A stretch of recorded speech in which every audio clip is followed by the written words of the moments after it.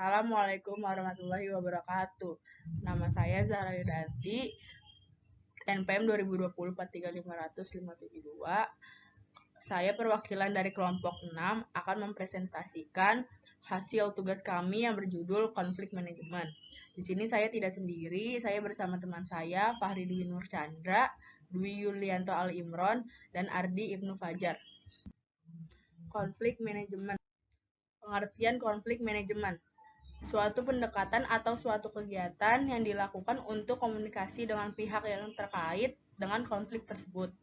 Konflik dalam suatu perusahaan memang biasa terjadi, tetapi konflik biasanya memperburuk keadaan. Oleh karena itu, diperlukan adanya manajemen konflik dalam perusahaan agar tidak terjadi masalah yang lebih besar karena konflik tersebut.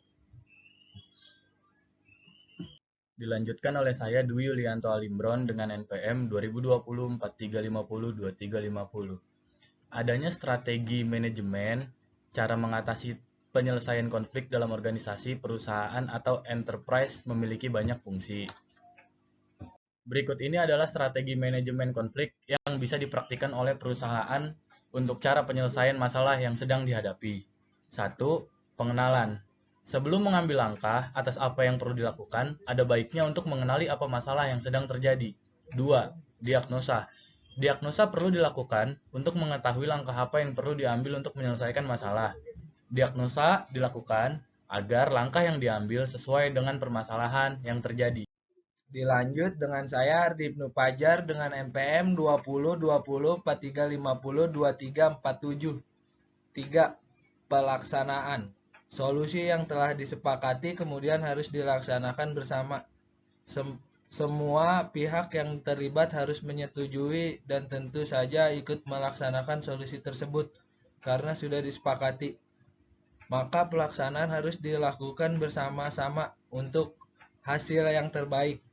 4. Evaluasi.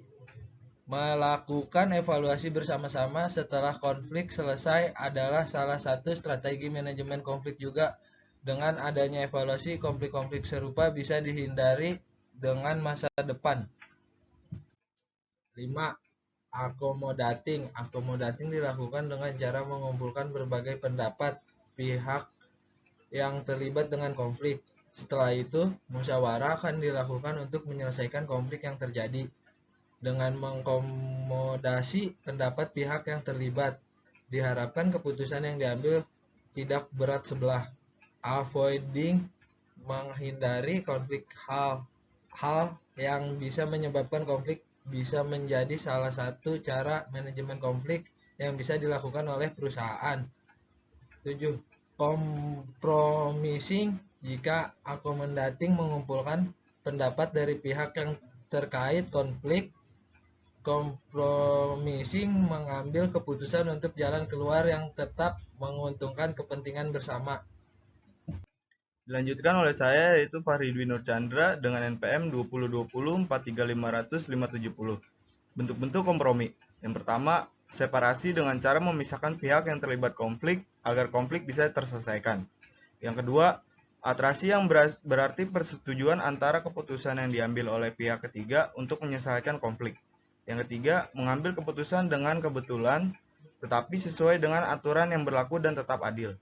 4. Menyogok atau memberikan imbalan kepada pihak yang ketiga yang memberikan keputusan konflik agar pihaknya dimenangkan dalam penyelesaian konflik tersebut. Hal ini curang dilakukan tetapi melihat konflik yang terjadi dan bagaimana penyelesaiannya terlebih dahulu.